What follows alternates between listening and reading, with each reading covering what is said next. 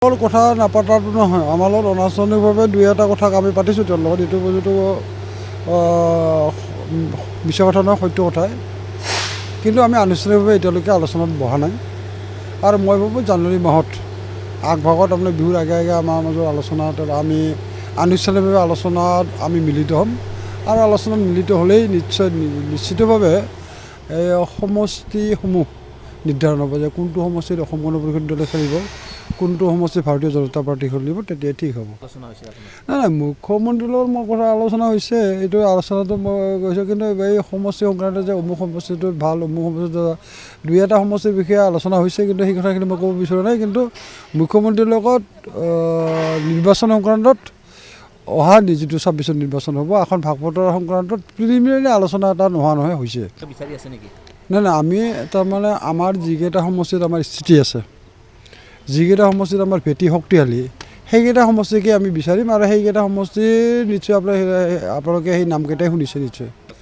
নাই তেনেধৰণৰ তাৰমানে টাৰ্গেট নাথাকে। আমি তাৰমানে আমাৰ এটা নিজাববীয়াকৈ সমীক্ষা চলি আছে, ছাৰ্ভে চলি আছে। ছাৰ্ভেৰ পিছত আমি এই ছাৰ্ভে ৰিপৰ্ট যেতিয়া আমি পোৱাৰ পিছত আমি আমাৰ ক'ত আমাৰ সংগঠন শক্তিশালী এই কথাটো আমি জানিব পাম।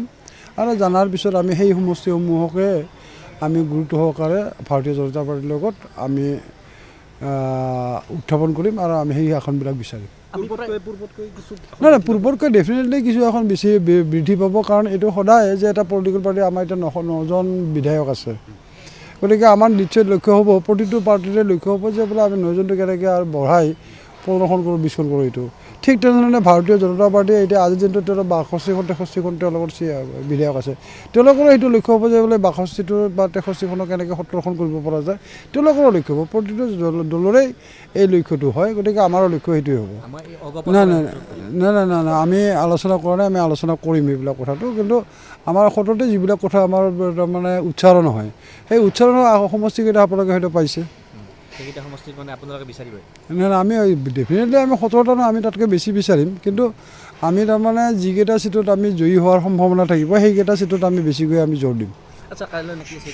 নাই নতুন পৰিকল্পনা মোৰ ঘটনাতে নৱবৰ্ষ অহাকালিৰ পৰা নতুন বছৰ আৰম্ভ হ'ব, ইংৰাজী নতুন বৰ্ষৰ। মানে এই নতুন বৰ্ষত মই অসমবাসী ৰাইজক মই শুভেচ্ছা জ্ঞাপন কৰিছোঁ। আমাৰ সকলোৰে কাৰণে এই বছৰটো, যিটো আহিব লগা বছৰটো আমাৰ সুখ শান্তি আৰু সমৃদ্ধিৰে ভৰি পৰক, তাকেই ভগৱানৰ ওচৰত কামনা কৰিছোঁ, প্ৰাৰ্থনা কৰিছোঁ।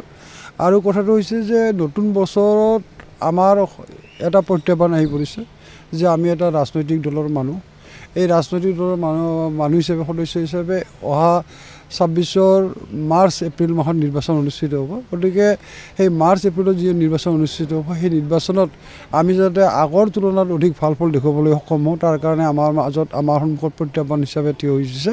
গতিকে আমি ডেফিনেটলি এই নতুন বছৰটোত আমি দলটোক অধিক শক্তিশালী কৰাৰ ক্ষেত্ৰত আমি আত্মনিয়োগ কৰিম আৰু তেনেধৰণে আমি প্ৰচেষ্টা চলাই আমি ৰাইজৰ মাজত সোমাই যাম।